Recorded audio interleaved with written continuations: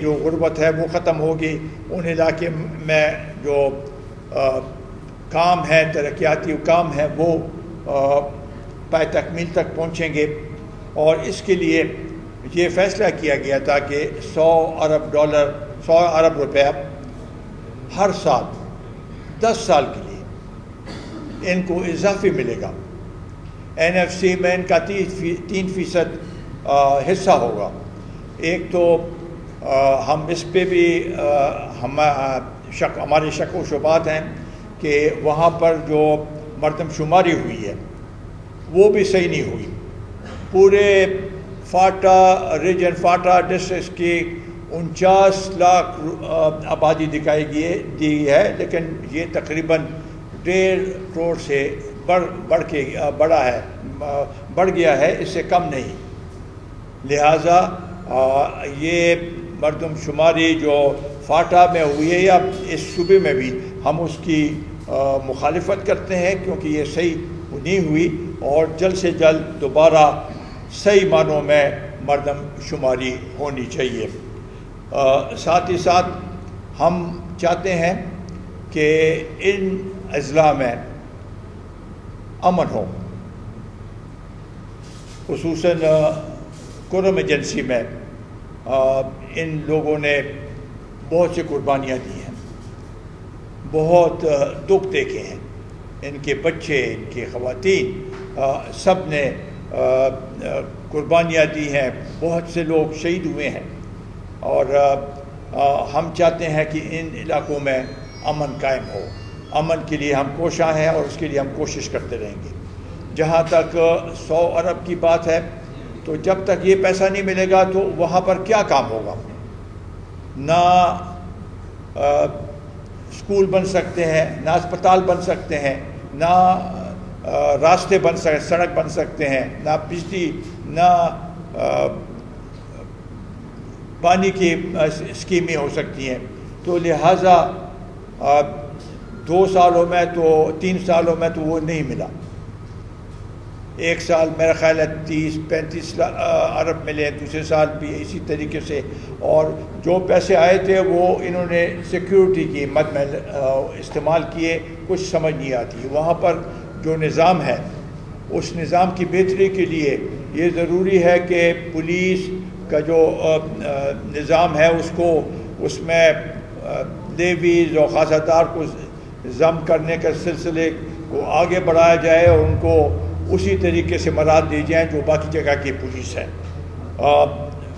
اسی طریقے سے سول ایڈمنسٹریشن کو بھی چاہیے کہ وہ اب علاقوں پہ زور دے. صوبائی حکومت اس لحاظ سے توجہ نہیں دے رہی جو کہ دینی چاہیے تھی، اور مرکزی حکومت بھی. اس کے لیے ہم بحیثیت قومی وطن پارٹی کے فاٹا کے جتنے بھی علاقے ہیں ان کے لیے آواز مسلسل اسی طریقے سے اٹھاتے رہیں گے. یہ ہمارا فرض بنتا ہے، اور اس وقت تک ہم چین سے نہیں بیٹھیں گے جب تک ان کو اپنا حق اور حقوق نہیں ملتے. اس کے ساتھ ساتھ میں دوبارہ سب کا مشکور ہوں، اور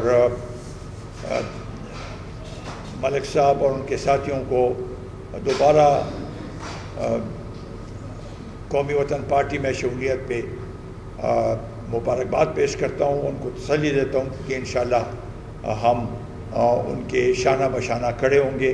یہ آج چیدہ لوگ آئے ہیں، مطلب ان کے وہاں پر پورے قومیں ہیں، اور ابھی ہمارے پارٹی کے اکابرین جائیں گے وہاں پر، جلسے بھی کریں گے، منظم بھی کریں گے ان کو، اور پھر میں بھی جاؤں گا تاکہ وہاں کی آواز صحیح معنوں میں ہم اٹھا سکے. ان کے کچھ لوگ افغانستان میں ان کے قید خانے میں ہیں.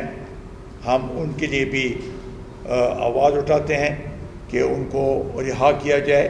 وہ بے گناہ ہیں، اور ان کو غلط کیسوں میں وہاں پر بند کیا گیا ہے. مجھے پہلے بھی اس کی یہ بات کی اس بات کی نشاندہی کی تھی اور آج میں دوبارہ اور میں اپنے ذاتی کاوشوں سے بھی کوشش کروں گا کہ ان کی رہائی کے لیے. تو بہت بہت شکریہ.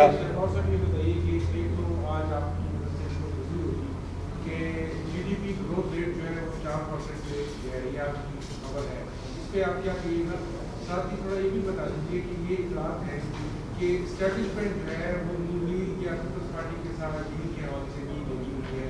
شہباز شریف صاحب کی رہائی اسے سب اس کنٹیکسٹ میں دیکھا جا رہا ہے. اس بارے میں آپ کیا کہیں گے؟ اس سب کو کیا دیکھا جا رہا ہے؟ ڈیل کے کنٹیکسٹ میں دیکھا جا رہا ہے. دیکھیں، پہلی بات تو یہ ہے کہ ایک شخص کو جیل میں ڈالا جاتا ہے، اس وقت تو ڈیل نہیں ہوتی. اس کی پر کوئی شہادتیں موجود نہیں ہوتی، اور اس کے بعد شہباز شریف صاحب کو میرا خیال ہے 8-9 مہینے جیل میں رکھا گیا، ایک شہادت بھی نہیں. اس سے پہلے ان کے بیٹے کو رکھا گیا 1.5 سال. اسی طریقے سے اور بہت سے ہیں، پیپلز پارٹی کی بھی ہیں، اپنا خواجہ آصف ہے، خورشید شاہ ہے. تو جب ان کے خلاف کوئی شہادتیں نہیں ہیں، اب تک کیس نہیں چلایا، کوئی شہادت نہیں رہے، تو عدالت یہ تو ان کا حق بنتا ہے کہ عدالت کے پاس جائے بیل لیں. بیل لی ہے انہوں نے، کوئی کیس تو نہیں ختم ہوا. کیس تو اگر ختم ہو رہے ہیں تو حکومتی ان کے حمایتوں کے ختم ہو رہے ہیں. تو مجھے یہ نہیں لگتا کہ جیسے کوئی ایسی حرکت ہوتی ہے تو کہتے ہیں کہ جی ڈیل ہے. ہم سب اس حکومت کے جو کارکردگی ہے، ہمیں کم از کم اگر ہم ان کی حمایت کریں تو عوام ہم سے بھی متنفر ہوں گے.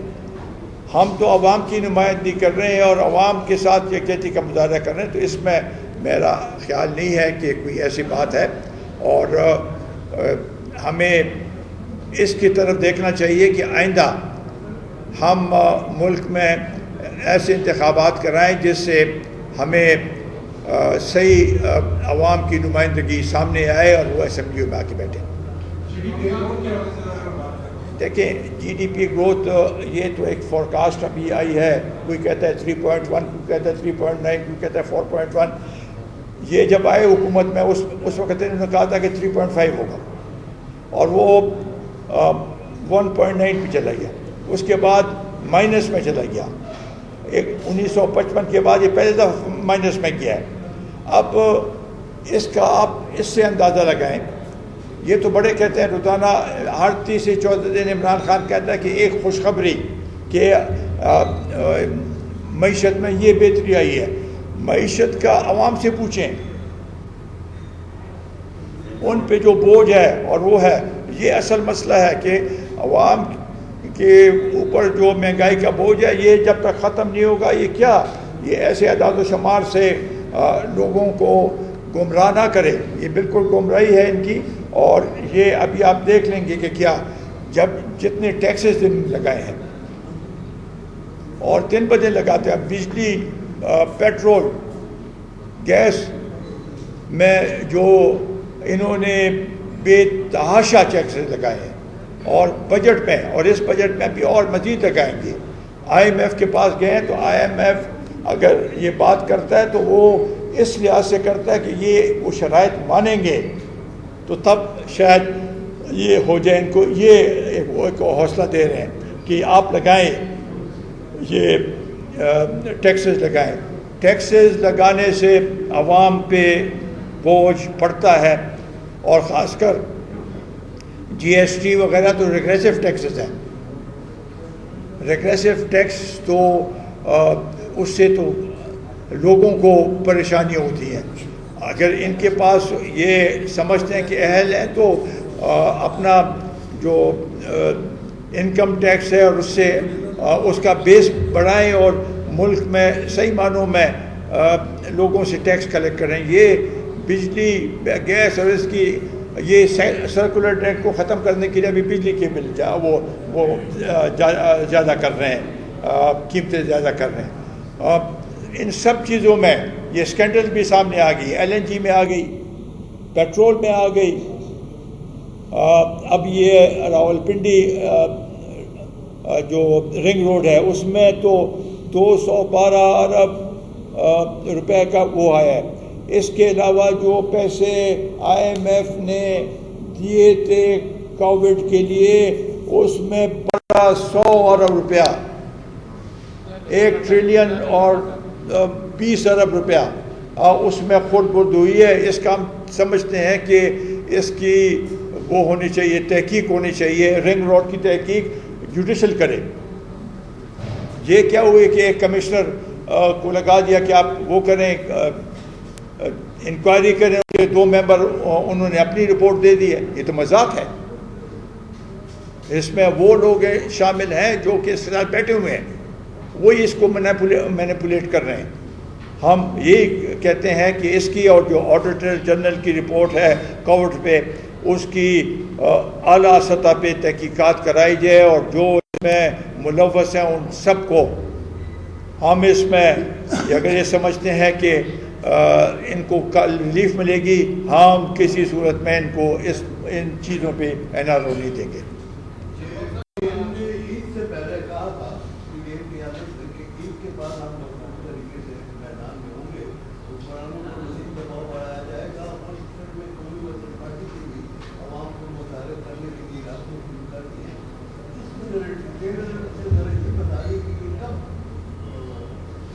ابھی 29 کو میٹنگ ہے PDM کی، سربراہی میٹنگ ہے، اور اس میں فیصلے کیے جائیں گے. ہم سمجھتے ہیں کہ اور مزید اس حکومت کو ٹائم دینے کے ہم ہرگز نہیں چاہتے کہ ایک دن بھی ان کو اور ملے، اور عوام پہ جو پریشانی ہے اس کو دور کرنے کے لیے ایک متحرک تحریک، ایک متحرک طریقے سے بھرپور عوام کی نمائندگی کریں گے. اور یہ آپ دیکھیں گے کہ اس کے فیصلے جو ہیں وہ بڑے مثبت فیصلے ہوں گے، اور اس قوم کو ہم صحیح قوم کی رہنمائی کریں گے.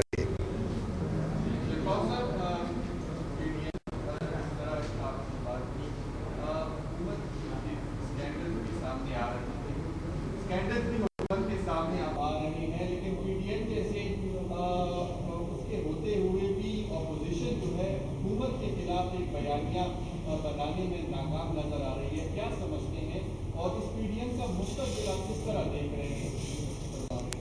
PDM کے مستقبل ٹھیک وہ مؤثر ہے.